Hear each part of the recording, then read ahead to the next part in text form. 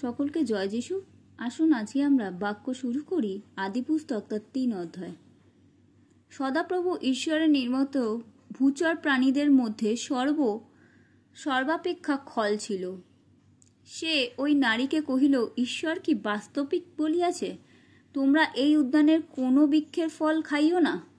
নারী সর্পকে কহিলেন, আমরা এই উদ্যানস্থ বৃক্ষ সকলের ফল খাইতে পারি, কেবল উদ্যানের মধ্যস্থানে যে বৃক্ষ আছে তাহার ফলের বিষয় ঈশ্বর বলিয়াছেন, তোমরা তাহা ভোজন করিও না, স্পর্শও করিও না, করিলে মরিবে।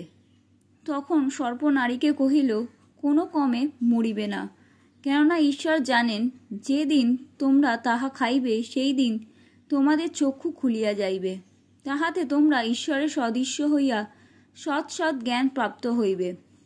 নারী যখন দেখিলেন ওই বৃক্ষ সুখাদ্যদায়ক ও চক্ষুর লোভজনক, আর ওই বৃক্ষ জ্ঞানদায়ক বলিয়া বাঞ্ছনীয়, তখন তিনি তাহার ফল পাড়িয়া ভোজন করিলেন। পরে আপনার মতো নিজ স্বামীকে দিলেন, আর তিনিও ভোজন করিলেন। তাহাতে তাহাদের উভয়েরই চক্ষু খুলিয়া গেল, এবং তাহারা বুঝিতে পারিলেন যে তাহারা উলঙ্গ, আর ডুমুর বৃক্ষের ফল সিঙ্গাইয়া ঘাগড়া প্রস্তুত করিয়া লইলেন।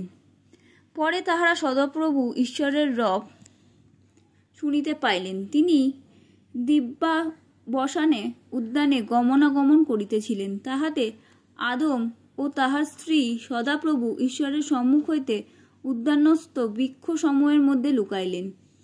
তখন সদাপ্রভু ঈশ্বর আদমকে ডাকিয়া কহিলেন, তুমি কোথায়? তিনি কহিলেন, আমি উদ্যানে তোমার রব শুনিয়া ভীত হইলাম, কারণ আমি উলঙ্গ, তাই আপনাকে লুকাইয়াছি। তিনি কহিলেন, তুমি যে উলঙ্গ, ইহা তোমাকে কে বলিল? যে বৃক্ষের ফল ভোজন করিতে তোমাকে নিষেধ করিয়াছিলাম, তুমি কি তাহার ফল ভোজন করিয়াছ? তাহাতে আদম কহিলেন, তুমি আমার সঙ্গিনী করিয়া যে স্ত্রী দিয়াছ, সে আমাকে ওই বৃক্ষের ফল দিয়াছিল, তাই খাইয়াছি। তখন সদাপ্রভু ঈশ্বর নারীকে কহিলেন, তুমি এ কি করিলে? নারী কহিলে, সর্প আমাকে ভুলাইয়াছিল, তাই খাইয়াছি।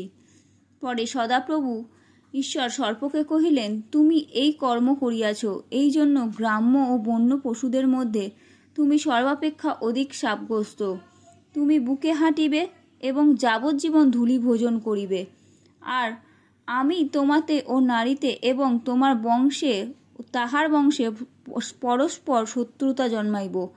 সে তোমার মস্তক চূর্ণ করিবে এবং তুমি তাহার পাদমূল চূর্ণ করিবে। পরে তিনি নারীকে কহিলেন, আমি তোমার গর্ভবেদনা অতিশয় বৃদ্ধি করিব, তুমি বেদনাতে সন্তান প্রসব করিবে এবং স্বামীর প্রতি তোমার বাসনা থাকিবে, ও সে তোমার ওপরে কর্তৃত্ব করিবে। আর তিনি আদমকে কহিলেন, যে বৃক্ষের ফলের বিষয়ে আমি তোমাকে বলিয়াছিলাম, তুমি তাহা ভোজন করিও না, তুমি তোমার স্ত্রীর কথা শুনিয়া তাহার ফল ভোজন করিয়াছ, এই জন্য তোমার নিমিত্ত ভূমি অভিশপ্ত হইল। তুমি যাবজ্জীবন ক্লেশে উহা ভোগ করিবে, আর উহাতে তোমার জন্য কণ্টক ও শেয়াল কাঁটা জন্মিবে, এবং তুমি ক্ষেতের ঔষধি ভোজন করিবে। তুমি ঘর্মাক্ত মুখে আহার করিবে, যে পর্যন্ত তুমি মৃত্তিকায় প্রতিগমন না করিবে। তুমি তো তাহা হইতেই গৃহীত হইয়াছ, কেননা তুমি তো ধূলি, এবং ধূলিতেই প্রতিগমন করিবে। পরে আদম আপন স্ত্রীর নাম হবা জীবিত রাখিলেন, কেননা তিনি জীবিত সকলের মাতা হইলেন। আর সদাপ্রভু ঈশ্বর আদম ও তাহার স্ত্রীর নির্মিত চর্মের বস্ত্র প্রস্তুত করিয়া তাহাদিগকে পরাইলেন। আর সদাপ্রভু ঈশ্বর কহিলেন, দেখো, মনুষ্য সৎ জ্ঞান প্রাপ্ত হইবার বিষয়ে আমাদের একের মত হইল। এখন পাছে সে হস্ত বিস্তার করিয়া জীবন বৃক্ষের ফল পাড়িয়া ভোজন করে ও অনন্তজীবী হয়। এই নিমিত্ত সদাপ্রভু ঈশ্বর তাহাকে এদন উদ্যান হইতে বাহির করিয়া দিলেন, যেন তিনি যাহা হইতে গৃহীত সেই মৃত্তিকাতেই কৃষিকর্ম করেন।